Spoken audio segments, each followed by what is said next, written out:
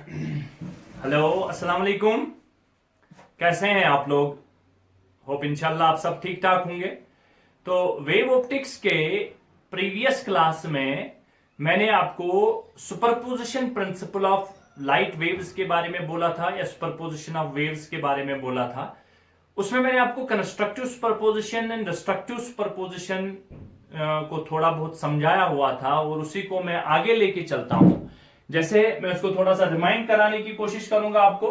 Suppose किसी medium में एक पार्टिकल P है। इस पार्टिकल के पास जब किसी सोर्स S1 से एक लाइट आ जाती है, लाइट की एक वेव आ जाती है लाइक दिस, यानी जब इस पार्टिकल पर एक लाइट वेव, एक तो ये किसी सोर्स S1 से वेव आ जाएगी, और अगर इसी के पास सोर्स S2 से एक दूसरी वेव आ जाएगी, इस दूसरी वेव को मैं दूसरे ये ऐसे करके ऐसे, ठीक है, अगर ये दोनों यहां पर आके ओवरलैप हो जाती हैं किसी पॉइंट पर, यहां पर जो डिस्प्लेसमेंट इस पार्टिकल का होगा वो individual vector sum of individual waves के डिस्प्लेसमेंट के बराबर होता है, यानी उनका हम वेक्टर सम लेते थे। ठीक है, इसी के लिए मैंने आपको एक चीज और समझाई थी कि जो इनका वेक्टर सम होता है y नेट, यानी displacement of this particle p due to these individual waves, that is y1 plus y2, ऐसे वेक्टर सम के बराबर बोला था। और अगर यहां बहुत सारी नंबर ऑफ वेव्स आके मिल जाएंगी, ओवरलैप करेंगी इस पॉइंट पर, तो सिंपल क्या करना है, हर किसी वेव का इंडिविजुअल जो डिस्प्लेसमेंट होगा उनका वेक्टर सम निकालना है, और वेक्टर सम पर इस पॉइंट P पर वो हमारा डिस्प्लेसमेंट मिलेगा, और उसी को हम बोलेंगे सुपरपोजिशन प्रिंसिपल ऑफ वेव्स। अब इसमें और एक खास बात यह है कि सबसे ज्यादा कब होगा डिस्प्लेसमेंट, अगर इस वाले पॉइंट पर, मान लो ये हमारे पास लास्ट टाइम मैंने आपको एक स्क्रीन समझाया हुआ था, इस स्क्रीन पर एक सोर्स से एक वेव आ जाती है लाइक दिस, ऐसे करके, और इसी स्क्रीन पर दूसरी वेव ऐसे करके आ जाती है लाइक दिस। अब देखिए, ये यहां पर जो इस वाले स्क्रीन पर अगर ये दो वेव्स का ओवरलैप ऐसे हो गया, इस वाले स्क्रीन पर इसका भी क्रेस्ट और इसका भी क्रेस्ट आपस में ओवरलैप करेंगे एक पर्टिकुलर पॉइंट के ऊपर एट द सेम टाइम। एक पर्टिकुलर इंस्टेंट में इसका क्रेस्ट भी यहां पहुंचा, इसका क्रेस्ट भी यहां पहुंचा, तो जब क्रेस्ट के ऊपर क्रेस्ट आएगा उसको बोलते हैं कंस्ट्रक्टिव सुपरपोजिशन। लास्ट वाला लेक्चर याद करिए, कंस्ट्रक्टिव सुपरपोजिशन। और अगर बाय चांस दो वेव्स ऐसे टकराई, एक का क्रेस्ट और दूसरे का ट्रफ, यानी अगर इस वेव का क्रेस्ट और इस वेव का ट्रफ आपस में ओवरलैप करेंगे, तो उस टाइम पर इंटेंसिटी मिनिमम हो जाती है, उस टाइम पर इनका वेक्टर सम जो होगा उसके बराबर होता है वेक्टर सम, और जब इसका क्रेस्ट और इसका ट्रफ मिलेगा तो उसको हम बोलेंगे destructive superposition. So what is happening in constructive? Constructive के लिए याद करिए, क्रेस्ट और क्रेस्ट आपस में एक पॉइंट पर सुपर इंपोज करेंगे तो ठीक बात है, तो हमारे पास कंस्ट्रक्टिव सुपरपोजिशन बनेगा। और अगर क्रेस्ट और दूसरी वेव का ट्रफ आ गया तो वहां पर हमारा डिस्ट्रक्टिव सुपरपोजिशन बनेगा। ये तो यहां पर इसके लिए है, एक पर्टिकुलर वेव के लिए है, जहां पर मैंने आपको आराम से क्रेस्ट वाला सीन दिखाया। और अगर हम इसी क्रेस्ट वाले सीन को दूसरे, अगर इन्हीं वेव्स को हम दूसरे एंगल से देखें, अब ध्यान से देखिए, ठीक है, क्रेस्ट के ऊपर क्रेस्ट और क्रेस्ट के नीचे ट्रफ, तो कंस्ट्रक्टिव एंड डिस्ट्रक्टिव सुपरपोजिशन बनेगा। Let's have a look and this is very important. अगर कभी कभार हमारे पास कोई वेव है, ऐसे करके हमारे पास एक वेव है, ये वेव ऐसे है, ऐसे करके ये एक वेव है, ये यहां पर एक स्क्रीन है, ठीक है, और ये वेव, इस वेव का हम कुछ नाम रखेंगे, सपोज y1, ये हमारे पास एक वेव है y1।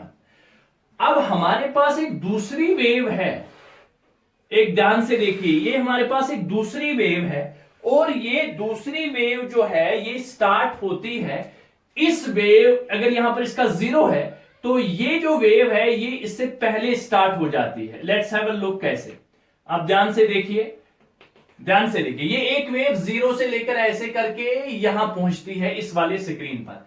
आप ध्यान से देखिए, अगर यही वेव ऐसे करके आई, ऐसे करके आई, ऐसे करके आई, ऐसे करके आई, अब ध्यान से देखिए, अगर ये वेव ऐसे करके आई, अब दोनों वेव्स में क्या फर्क है जब ये इस स्क्रीन पर पहुंचते, दोनों वेव्स में यहां पर क्या फर्क है। देखिए, ये वाली वेव जो है ये यहां से स्टार्ट होती है और ये वाली वेव इससे पहले स्टार्ट होती है। तो इससे पहले स्टार्ट होने का मतलब ये इसे लीड कर रही है, पहले आ रही है। तो अगर ये पहले आ रही है तो किस चीज का डिफरेंस है, तो डिफरेंस है प्यारे बच्चों फेज का।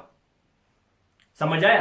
तो ये फेज, इससे ज्यादा कुछ फेज होगा। और अगर आपको याद होगा तो हम y1 जो है हमारी जो वेव इक्वेशन है वो y displacement at this particle that is equal to y is equal to a sine omega T. अगर आपको याद होगा तो इससे हम वेव को रिप्रेजेंट करते थे, एक इक्वेशन बनाते थे सिंपल हार्मोनिक मोशन। याद, वेव्स को याद करिए, अगर 11th का थोड़ा सा याद होगा, और अगर याद भी नहीं है तो मैं इस चीज को आपको समझाता हूं। इस वेव का मतलब क्या है, ये जो है ना ये वेव, इस वेव का एम्पलीट्यूड है सपोज ए, स्मॉल ए। तो amplitude what this A represents, this represents amplitude, ये एम्पलीट्यूड इस वेव का।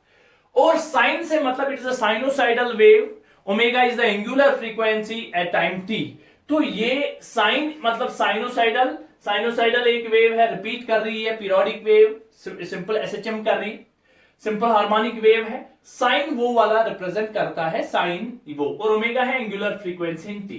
ये तो इस वेव के लिए मैंने आपको दिखाया। लेकिन अगर हम प्यारे दोस्तों बात करेंगे, मेरे प्यारे बच्चों, अगर हम बात करेंगे सर इस वेव को हम मैथमेटिकली कैसे रिप्रेजेंट करेंगे, क्योंकि ये तो इससे आगे कुछ चल रही है। अच्छा, अगर इस पर यहां पर ये पहुंचती है, ये वेव्स अगर यहां पर पहुंचती है, सर यहां तो पता ही नहीं चलता क्रेस्ट। अब हम कैसे करेंगे, अभी तो आपने बोला क्रेस्ट के ऊपर क्रेस्ट आ जाएगा तो कंस्ट्रक्टिव सुपरपोजिशन बनेगा, और अगर क्रेस्ट के नीचे ट्रफ आएगा तो सर डिस्ट्रक्टिव सुपरपोजिशन बनेगा। लेकिन यहां हम क्या करेंगे, यहां तो इसका क्रेस्ट आगे है, इसका पीछे है, तो दोनों को हम कैसे रिप्रेजेंट करें, और हमारी जो फाइनल जो हमारे पास वेव बनेगी इन दोनों को मिला के जब ये इस वाले स्क्रीन पर एक पॉइंट पर सुपर इंपोज करेंगी दोनों वेव्स, तब हमारी वेव वो वाली वेव कैसी होगी।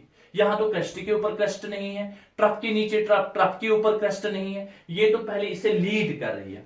तो पहले इस चीज को समझते हैं, इस वाली वेव को हम कैसे लिखेंगे। अगर इसका y1 रखेंगे तो इस वाली वेव को हम रिप्रेजेंट करेंगे y2 इज इक्वल, और अगर इसका हम एम्पलीट्यूड b रखेंगे लाइक दिस, इस वेव का एम्पलीट्यूड कुछ a है, इस वेव का एम्पलीट्यूड कुछ b है, अलग अलग वेव्स हैं क्योंकि दो सोर्सेस से निकलने वाली वेव्स हैं, ये S1 है और ये वाला सोर्स S2 है। तो दोनों अलग अलग सोर्सेस से निकलती हैं, तो इनमें फेज डिफरेंस है, फेज का डिफरेंस है, ये लीड कर रही है, दूसरी वेव लीड कर रही है, तो उसको हम लिखेंगे एम्पलीट्यूड b साइन, साइन दोनों साइनोसाइडल है, and omega sine omega T plus five, five is what, five is phase difference. So here five is phase difference between the two waves, और ये दूसरी वाली वेव लीड कर रही है। अब इन दोनों वेव्स का रिजल्टेंट क्या होगा, रिजल्टेंट वेव हमारे पास कैसे बनेगी, इसको हम मैथमेटिकली सॉल्व करने की कोशिश करेंगे और हम देखेंगे हमारी फाइनल वेव क्या बनेगी। अच्छा, ये दोनों सुपर इंपोज करेंगी, तो सुपर इंपोज करके इनका जो रिजल्टेंट वेव होगी, इनका जो रिजल्टेंट एम्पलीट्यूड होगा, तो एम्पलीट्यूड कब प्लस होगा कब माइनस होगा, तो वही तो हमारा constructive and super constructive and destructive को डिफाइन करेगा। Let's have a look. तो मैंने आपको बोला है हमारे पास जब सुपर इंपोज हो जाती हैं वेव्स, तो y नेट जो हमारे पास बनता है वो बनता है y1 प्लस y2 का वेक्टर सा। सिंपली हम इन दोनों वेव्स को जोड़ेंगे और वही हमारा क्या बनता है, वही हमारा सुपरपोजिशन प्रिंसिपल बोलता है इंडिविजुअल वेव्स के एम्पलीट्यूड के बराबर होता है। चलिए अब y नेट को हम क्या लिखेंगे, इसको लिखिए become the resultant wave, so we will put y resultant of these waves. तो y1 को क्या लिखेंगे, y1 को लिखेंगे हम a sine omega t plus, और y2 क्या है, y2 है b sine omega t plus 5। फिर से b sine omega t plus 5। अब देखिए ये y1 प्लस y2 है, a sine omega t plus b sine omega t plus 5, दोनों को मैंने वेक्टरली जोड़ना है। ठीक है, अब थोड़ा इसको मैथमेटिकली सॉल्व करते हैं, क्या बनता है ये, this will become a sine omega t plus b के बाद देखिए sine omega t plus 5, sine a plus b किसके बराबर होता है, b, शाबाश, sine a cos b plus cos a sine b। ये देखिए याद तो है ना मैथमेटिकली कैसे sine of a plus b बराबर होता है, वो होता है sine a cos b plus cos a sine b। Simple, मैंने इसको जोड़ा है। ठीक है, अब ध्यान से देखिए, तो ये बनेगा a is what, amplitude, b is what, amplitude, इसका एम्पलीट्यूड इसका एम्पलीट्यूड, इन दोनों को मिला के हमारे रिजल्टेंट डिस्प्लेसमेंट क्या बनेगा, उसको मैं मैथमेटिकली शो करने की कोशिश कराता हूं। a sine omega t plus b sine omega t cos 5 plus b cos omega t sine 5। चलिए ये मैंने b से दोनों को मल्टीप्लाई किया। अब ध्यान से देखिए थोड़ा सा इधर, इन दोनों के बारे में, ये इसको फिलहाल छोड़ते हैं। क्या क्या है देखिए, यहां पर साइन ओमेगा t है और यहां पर भी साइन ओमेगा t है, दोनों के साथ है, तो इसको मैं कैसे लिखूंगा, इसको लिखूंगा a plus b cos 5 cos of 5, और इसको साथ में दोनों के साथ है साइन ओमेगा t। क्लियर, ध्यान से देखिए, a इसके साथ है a प्लस b और b के साथ है cos 5, इसको ऐसे ही रखा, इस sign omega t sign omega t को बाहर रखा, कोई प्रॉब्लम कोई नहीं होनी चाहिए, b cos of omega t sine 5। ठीक है, अब इसी चीज को अब मैं क्या करूंगा, मैं पुट करूंगा, लेट्स पुट करूंगा, इसको थोड़ा सा और सॉल्व करने की कोशिश को स्टार्ट करने की कोशिश करता हूं मैं। पुट करिए, put a plus b cos of 5 is equal to, a क्या है एम्पलीट्यूड, b क्या है एम्पलीट्यूड, तो a plus b cos of 5 को मैं लिखूंगा a कॉस ऑफ थीटा। इससे मैं इसको पुट करता हूं, सपोज करता हूं। ठीक है, चलिए इसी तरह से हमारे पास है b cos omega t sine 5, तो मैं लिखूंगा b साइन 5, b साइन 5 को, इस वाली चीज को b साइन 5 को मैं लिखूंगा a साइन ऑफ थीटा, इसके बराबर पुट करूंगा, और इस वाली इक्वेशन का नाम रखेंगे हम, ये वाली इक्वेशन 1 के बराबर होगी, और इस वाली इक्वेशन को रखेंगे हम 2, और इस वाली इक्वेशन को हम रखेंगे 3। ठीक है, तो दोनों को ये मैंने पुट करके आपको बता दिया इसमें क्या आएगा। ठीक, चलिए b साइन 5 को इधर पे लिखा हमने a साइन थीटा। चलिए अब हमारे पास इक्वेशन है 2 और 3, इन दोनों में ये जो इक्वेशन है, अब हम क्या करेंगे आगे, ध्यान से देखिए, अब इन दोनों को इसमें पुट करते हैं, इस वाले में इन दोनों को पुट करिए, तो क्या लिखूंगा, पुट 2 and 3, पुट 2 and 3 इन 1, ये हमारे पास 1 है, इसको रखेंगे पुट, इसको रखेंगे x, put 2 and 3 in x। चलिए पुट 2 and 3 इन x, तो कंफ्यूजन नहीं, ऐसे लिखोगे आप। चलिए क्या बनेगी, ऊपर देखिए a plus B cos of 5 को a कॉस थीटा, तो ये वाली टर्म क्या बनेगी, ये टर्म बनेगी a cos of theta sine omega t। ठीक है, ए प्लस बी कॉस फाई के बराबर, ए प्लस बी कॉस फाई को ए कॉस ऑफ थीटा के बराबर, और साथ में साइन ओमेगा टी अपना है, plus B sine phi, b sine phi को लिखेंगे ए साइन थीटा, और साथ में है कॉस ओमेगा टी। ये पुट करके हमारे पास आ गया। अब देखिए ए कॉस, इसको ऐसे भी लिख सकते हैं A sine omega T cos theta plus A sine theta cos omega T. अब इसको ध्यान से देखिए, ए साइन, इसको ऐसे लिख सकते हैं, इस वाले को ऐसे लिख सकते हैं, मैं इसको इधर ऊपर लेके जाता हूं। ये तो अब हमें रिक्वायरमेंट अब इस चीज की नहीं है, तो इसको मैं थोड़ा यहां से यहां तक मैं इसको रब करता हूं। ध्यान से देखिए, अब ये वाली चीज भी हमारी रिक्वायरमेंट नहीं है, यहां पर आपने इसको नोट किया होगा। अब ध्यान से देखिए, इसको क्या लिख सकता हूं, ए साइन, तो मैं इसको लिख सकता हूं A sign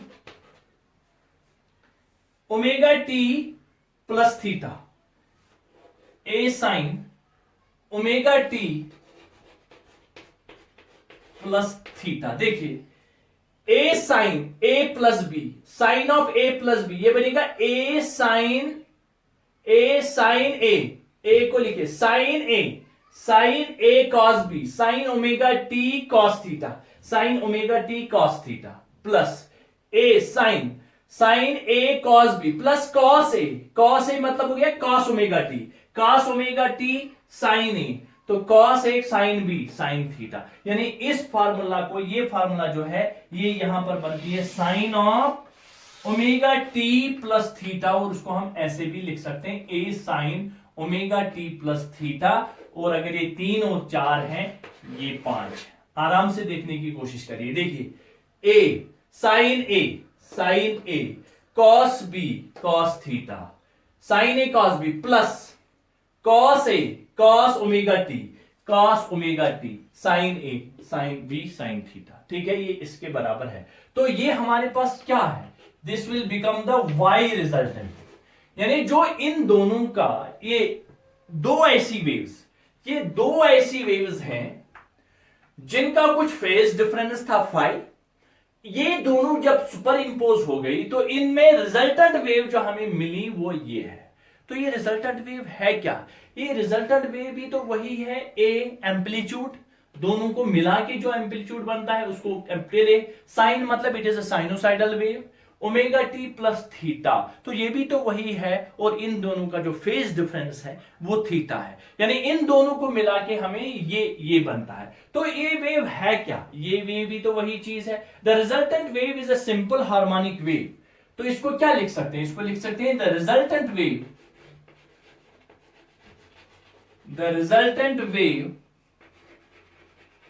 is a simple harmonic wave. The resultant wave is a simple harmonic wave having amplitude, suppose इसको R से रिप्रेजेंट करेंगे y of R, ठीक है, having amplitude A, देखिए the resultant wave is a simple harmonic wave, वो sign हमें बताता है it is a simple harmonic wave, क्योंकि दोनों सिंपल हार्मोनिक वेव थी, और रिजल्टेंट भी हमारे पास सिंपल हार्मोनिक वेव ही बनता है। The resultant wave is a simple harmonic wave having amplitude A, इन दोनों को जब मिला के सुपर इंपोज करती हैं, जब ये ओवरलैप करती है, तो इनके जो एम्पलीट्यूड आता है वो हमने लिखा capital A, having amplitude capital A and phase difference theta, and phase difference theta and phase difference theta with respect to the wave emitted by source, with respect to the wave emitted by source S1, emitted by source S1। अब ध्यान से देखिए, ये statement मैंने जो लिखा, इस statement को ध्यान से देखिए, मैं क्या बोलने जा रहा हूं। एक वेव ये S1 उसका एम्पलीट्यूड A, दूसरी वेव S2 जो सोर्स S2 ने निकाला उसका एम्पलीट्यूड B। दोनों जब एक पॉइंट पर ओवरलैप होंगी तो दोनों वेव्स में फर्क क्या है? हां सर फर्क है, ये वाला फेज डिफरेंस फाई था, ये लीड कर रहा था फाई फेज डिफरेंस से। जब ऐसी वेव्स ओवरलैप करती है जो फेज डिफरेंस, जिनका कुछ फेज डिफरेंस होगा, उनका जो हमें रिजल्टेंट वेव, इन दोनों की जो रिजल्टेंट वेव यहां पर जो हमारे पास रिजल्टेंट वेव बनेगी is a simple harmonic wave. वो भी सिंपल हार्मोनिक वेव, वो तो ये साइन बताता है, दोनों को जब हमने मैथमेटिकली कैलकुलेट किया तो वो तो साइन वेव है। Sine simple harmonic wave, simple harmonic wave ऐसे हैविंग एम्पलीट्यूड ए, उन दोनों को मिला के जो नई वेव बनती है उसका एम्पलीट्यूड ए है, ठीक है, and amplitude A and phase difference theta, इन दोनों के मिला के जो वेव बनती है उसका फेज डिफरेंस कुछ थीटा होगा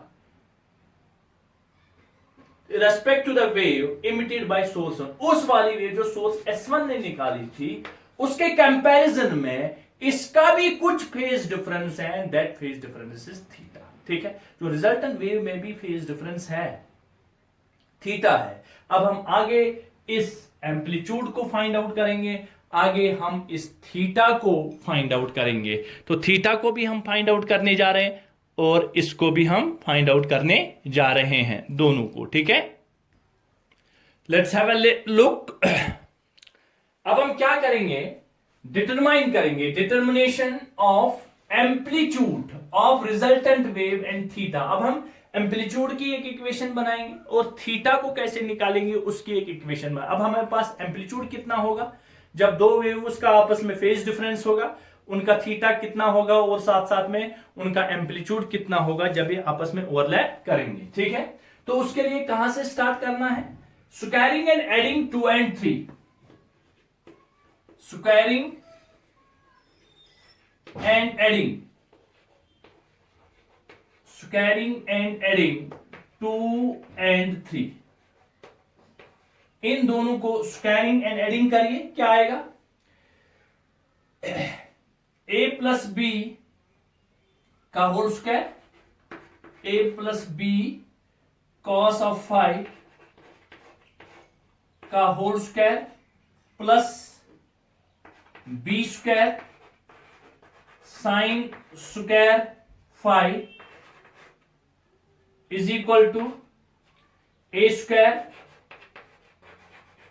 cos square theta plus B square sine square theta. ध्यान से देखिए, फिर मैं इसको मिटाऊंगा इसको मैं, फिर ये देखिए हमें क्या करना है, 2 and 3 को स्क्वायरिंग एंड एडिंग करना है। स्क्वायर करिए तो ये बनेगा a plus B cos five का whole square plus B sine theta plus B sine theta का whole square, B square sine square five, B square sine square five, A plus B cos का five का whole square, यहां करिए A square cos square theta plus A square sine square theta. अब ध्यान से देखिए, इसको मैं क्या करूंगा, इसको खोलिए तो क्या बनेगा, ये बनेगा A square plus B square cos square five plus B square sine square five is equal, हाँ तो ये a प्लस बी का होल स्क्वायर है, सॉरी यहां पर देखिए a square plus B square cos square five plus a square plus B square plus 2ab a b cos of five, क्योंकि ये a प्लस बी का होल स्क्वायर बनता था, a square plus B square, B के बदले b square cos square five plus 2ab cos five plus B square sine square five is equal to, देखिए ए square B square, तो क्या लिखूंगा, ए square plus यहां पर देखिए ये क्या था, A square cos square theta plus B square नहीं है, ये कैपिटल ए स्क्वायर है, A square sine square theta, तो ये बनेगा A square plus sine square theta plus cos square theta. यहां देखिए ए स्क्वायर बाहर रखा तो ये sine square theta plus cos square theta, right. अच्छा, वेरी गुड। अब ध्यान से देखिए, इसको मैं नीचे रब करूंगा, ये ध्यान से देखिए, यहां तक हम पहुंच गए। थोड़ी लंबी कैलकुलेशन है, ध्यान रखना पड़ेगा आपको। A square plus B cos square five, तो यहां पर है बी साइन स्क्वायर फाइव, इसको मैं एक ही साइड में रखता हूं। A square plus B square cos square five, ये वाला कॉस स्क्वायर फाइव, और यहां बी के साथ जो है प्लस साइन स्क्वायर फाइव, और यहां पर plus 2ab cos of 5 is equal to a square, because sin square theta plus cos square theta is equal to 1। ठीक है, a नहीं, ये है इंटू, ठीक है, ये a square sine square theta plus cos square theta that is equal to 1। ठीक है, चलिए आगे चलते हैं। यहां पर देखिए sine square 5 plus cos square 5 that is also equal to 1, so बनेगा a square plus b square into 1 plus twice ab cos of 5 is equal to a square. This is very important. And amplitude, ध्यान से देखिए, amplitude का square, ये amplitude ही निकालना था ना, determination of amplitude. वो एम्पलीट्यूड किसके बराबर होता है? वो एम्पलीट्यूड होता है बराबर A square is equal to A square plus B square plus twice A B cos of 5, और इसको हम तीन, उसको क्या रखा था 1 2 2 3, और ये साथ में सपोज हम इसको रखेंगे 5। अब इसको हम ये भी लिख सकते हैं a is equal to under root of करके, ये अंडर रूट ऑफ, अगर एडिंग बनेंगे a square plus B square plus twice A B cos of 5। ठीक है, ऐसे कर भी हम इसको लिख सकते हैं। अब देखिए, ये तो बिल्कुल हमारा पैरेललोग्राम लॉ वेक्टर के साथ मैच करता है। ये वहां से भी आपने निकाली होगी जब आपने पैरेललोग्राम लॉ वेक्टर, ऐसा करके हमें कुछ मिलेगा। अब ध्यान से देखिए, अब ये तो हमारा हो गया कौन, ये हमने एम्पलीट्यूड के बारे में हमने इसको बताया, और ये तो एम्पलीट्यूड है। और अगर हम थीटा की बात करेंगे, डिटर्मिनेशन ऑफ थीटा, तो उस थीटा को हम क्या करेंगे, एडिंग, कौन कौन सी इक्वेशन थी हमारे पास, एडिंग 2 and 3, और वहां पर आप देखिए adding 2 and 3, adding sorry dividing 2 and 3, 2 and 3 हमारे पास 2 and 3 क्या है, एक हमारे पास था a cos theta a plus b sine theta divide by a plus b cos theta, b sine theta divide by a plus b cos of theta is equal to, और हमारे पास यहां से क्या था, a sine theta divide by a cos theta, a sine theta divide by a cos theta. अब ध्यान से देखिए, थीटा चाहिए ना हमें, तो ये यहां पर क्या है, ये हमारे पास है 5, और ये हमारे पास क्या है 5, और यहां से थीटा है, तो इसका मतलब a और a sine theta by cos theta that is tan of theta, tan of theta is equal to b sine theta divide by a plus b cos of 5 है ये बेसिकली। ये ऐसे करके हमारे पास tan ऑफ थीटा, इसका theta की हमारे पास भी थीटा कैसे हम निकालते हैं, तो ये हमने थीटा को निकाला b sine 5 divide by a plus b cos of 5। इस तरह से हमारे पास थीटा भी, और theta is equal to tan inverse of this, इस तरह से हम इसको निकाल सकते हैं। अब ध्यान से देखिए, यहां पर हमारे पास फाइनल इक्वेशन क्या बनती है, इस फाइनल इक्वेशन को हम यहां पर लिखेंगे। अब यहां हमारे पास जो इक्वेशन बनी ये वाली, ये हमारे पास है a square plus b square plus twice A B cos of 5 is equal to a square. ये क्या है, ये ए स्क्वायर एम्पलीट्यूड, इन दोनों वेव्स को मिला के जो हमारी रिजल्टेंट वेव बनेगी उसका जो एम्पलीट्यूड है वो इसके बराबर होता है। अब हम इसको लिखेंगे in terms of intensity, energy per unit time per unit area, यानी इंटेंसिटी का क्या होगा, basically we are dealing with intensity, उस वेव की रिजल्टेंट इंटेंसिटी कितनी बनेगी। अच्छा, हम एक चीज जानते हैं, we know what we know कि जो हमारा इंटेंसिटी है that is directly proportional to amplitude का स्क्वायर, और इस तरह कैपिटल ए है, इसको लिखेंगे ए का स्क्वायर। इंटेंसिटी जानते हो ना, intensity is directly proportional to amplitude का square. This implies intensity is equal to proportionality को हटाएंगे के ए स्क्वायर, तो इसका मतलब हो गया आई divide by k is equal to amplitude का स्क्वायर। ये हमारे पास ए की टर्म्स में ए स्क्वायर को हम इन टर्म्स ऑफ आई बाई के लिख सकते हैं। चलिए ध्यान दीजिए अब इधर, अब हमारे पास एम्पलीट्यूड है ए स्क्वायर स्मॉल ए, तो small A square is directly proportional to intensity I of A. Intensity of A ये एम्पलीट्यूड के स्क्वायर के बराबर है, तो इसका मतलब ए का स्क्वायर इज इक्वल टू के टाइम्स आई ऑफ ए। तो इसका मतलब जो है आई बाई के, तो ये एम्पलीट्यूड का आई इंटेंसिटी जो हमारे पास है, इंटेंसिटी ऑफ ए वो बनेगी के टाइम्स स्मॉल ए स्क्वायर, जैसे ये बना था, और इस ए के लिए हम लिख रहे हैं, तो ये बनेगा I by a divide by k is equal to A square. चलिए ये ए स्क्वायर ऐसे आ गया। इसी तरह से हमारे पास है बी एम्पलीट्यूड, ये बी, तो इसका मतलब है जो I of intensity of B होगा वो डायरेक्टली प्रोपोर्शनल होगा के बी स्क्वायर, क्योंकि बी इज आल्सो एम्पलीट्यूड, तो इसको लिखेंगे I of intensity of B divide by K that is equal to B square. अब इन सबको हम पहली इस वाली इक्वेशन y में पुट करेंगे, put these values in y, put in y, तो ये हमारी y वाली इक्वेशन क्या बनी, ए स्क्वायर के बदले क्या लिखेंगे, ए स्क्वायर के बदले लिखेंगे आई डिवाइड बाई के, तो लिखिए I divide by k, very good, is equal to A square के बदले क्या लिखेंगे, ए स्क्वायर के बदले लिखेंगे intensity I of a divide by k, plus B square के बदले क्या लिखेंगे, intensity of B divide by k, plus twice plus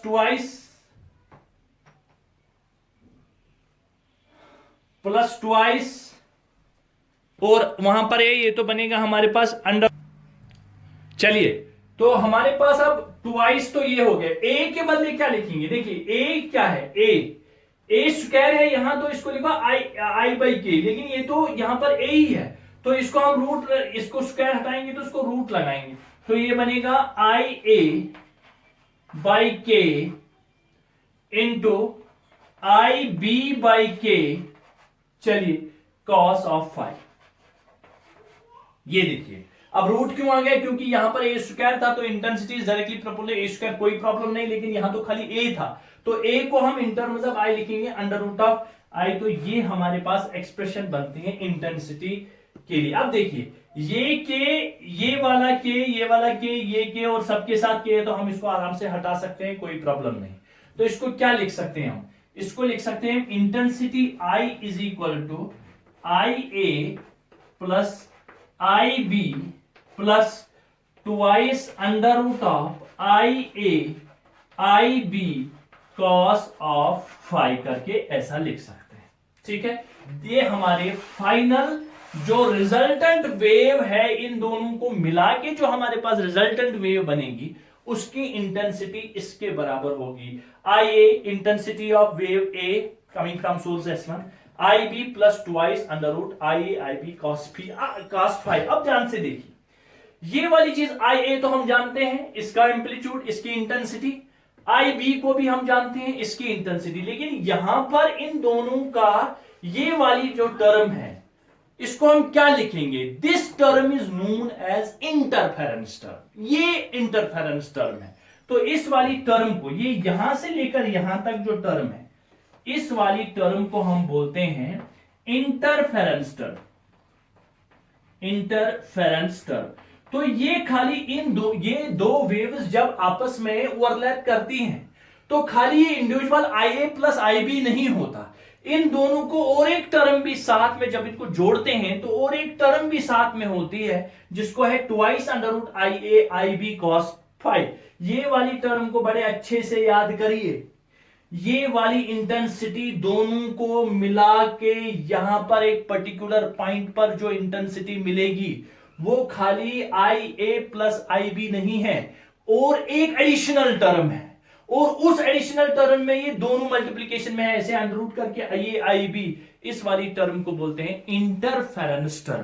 तो अगर हम इसको लिखेंगे तो हम इसको कैसे लिखेंगे, इसको हम डिफाइन कैसे करेंगे, उसको याद रखिए। The resultant intensity due to interference, the resultant intensity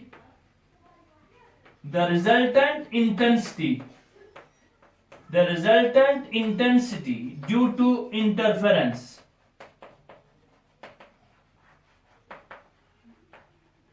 ये रिजल्टेंट इंटेंसिटी है ड्यू टू इंटरफेरेंस। किनका interference? Is not simple sum of intensity, is not simple sum of, is not simple sum of intensity of individual intensities individual intensities due to individual waves, I a plus I b, ये खाली इन दोनों की intensity I a plus I b नहीं है, but has another additional factor,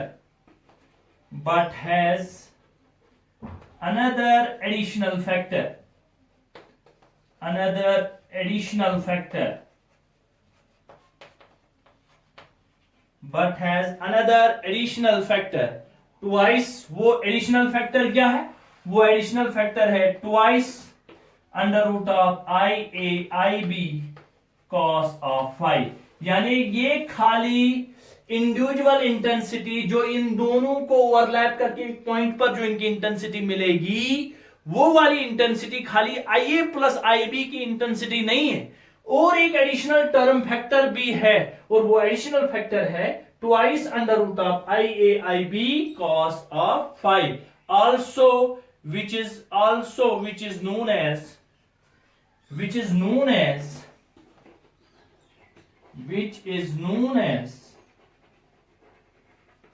interference factor। अब ध्यान से देखिए, इस वाले को ध्यान से देखिए, इसको मैं थोड़ा और आपको लास्ट में कंक्लूड करने जा रहा हूं। इसको हम कैसे, क्या किया हमने। अब हमारे पास दो वेव्स थी, एक वेव ये जो S1 सोर्स से आती है उसका एम्पलीट्यूड A था, दूसरी वेव जिसका एम्पलीट्यूड B है, लेकिन दोनों में फर्क ये था कि यहां सिंपल दोनों यहां से स्टार्ट नहीं होती है, ये वाली दूसरी वाली वेव इससे पहले स्टार्ट होती है, लीड कर रही है, आगे से स्टार्ट होता है, इसको बोलते हैं +5 फेज। इसका फेज है आगे ये वेव है, या जब ये दो वेव्स आपस में एक पर्टिकुलर स्क्रीन पर ओवरलैप करेंगी तो उनका एम्पलीट्यूड तो ऑलरेडी मैंने आपको बताया, वो एम्पलीट्यूड होगा A sin omega t plus theta, दोनों को मिला के एक एंगल बनेगा जो थीटा, फेज बनेगा जो थीटा होगा। लेकिन अब जो हमारा एंटायर, अब हम आगे चलेंगे इस चैप्टर में तो याद रखें हम डील करेंगे इंटेंसिटी के साथ, और हमेशा जो वेव्स होंगी उनमें तो फेज डिफरेंस हमेशा होगा, ठीक है।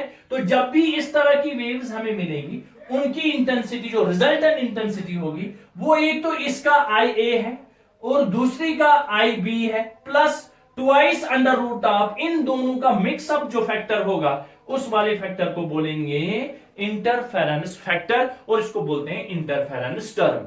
तो अब ध्यान से आपको दिमाग में रखना है कि जब भी वेव्स आउट ऑफ फेज होंगी दोनों का फेज अलग अलग होगा, और जब फेज होगा, अगर ये अब इस वाली टर्म से हम इंटेंसिटी उनकी भी निकालते हैं जिनका फेज सेम होगा, तब कास क्या बनेगा, वो जो कास फाई का कुछ वैल्यू होगा कोई फर्क नहीं। लेकिन याद रखिए जब दोनों को हम मिलाने जाएंगे तो उनकी resultant intensity I a plus I B plus twice under root I A I B cos of phi. अब देखिए ये तो वेक्टोरली हमने इनका जो डिस्प्लेसमेंट था वो वेक्टर सम ऑफ इंडिविजुअल के पास था, और पैरेललोग्राम लॉ ऑफ वेक्टर में भी तो हम ऐसे करके एक टर्म निकालते हैं, बिल्कुल उसके साथ मैटर कर, उसके साथ ये मैच करता है। क्यों मैच करता है? क्योंकि वहां पर भी वेक्टरली हम इनको जोड़ते थे, दो वेक्टर्स को वेक्टर एडिशन करते थे पैरेललोग्राम लॉ ऑफ वेक्टर से। सेम हम यहां उनको ऐसे ही जोड़ते हैं, और इसीलिए जब हम वेक्टोरली इनको जोड़ते हैं तब हमारे पास रिजल्टेंट ये आता है। And this is interference of light waves.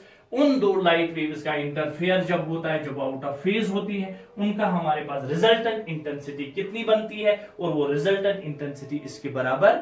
इसको आप ध्यान से कॉपी पर नोट करिए, एक दो बार प्रैक्टिस करिए, क्योंकि ये बहुत इंपॉर्टेंट है और इसमें बहुत अच्छे अच्छे सवाल पूछे जाते हैं। और नेक्स्ट लेक्चर में इसको याद करके हम थोड़ा आगे जाएंगे। और यहां पर मैंने बताया था इनका जो दोनों वेव्स का जो थीटा होगा वो थीटा बी साइन, और अगर आपको याद होगा वहां पर भी वेक्टर में इस तरह की एक इक्वेशन हमें मिली थी, ये भी डिराइव किया था क्योंकि हम इनको वेक्टरली जोड़ते हैं। Thank you for this class, and इंशाल्लाह नेक्स्ट क्लास में हम इससे आगे चलेंगे। इसको अच्छे से पढ़िए, अच्छे से याद करिए, और अगर कोई प्रॉब्लम हो गई तो मेरे कमेंट बॉक्स में कमेंट करिए, और मेरे जो फिजिक्स फैसल गुलजार के नाम से यूट्यूब पे चैनल है उसको सब्सक्राइब करके, और आपको नेक्स्ट के वीडियोस इसमें मिलेंगे। Thank you.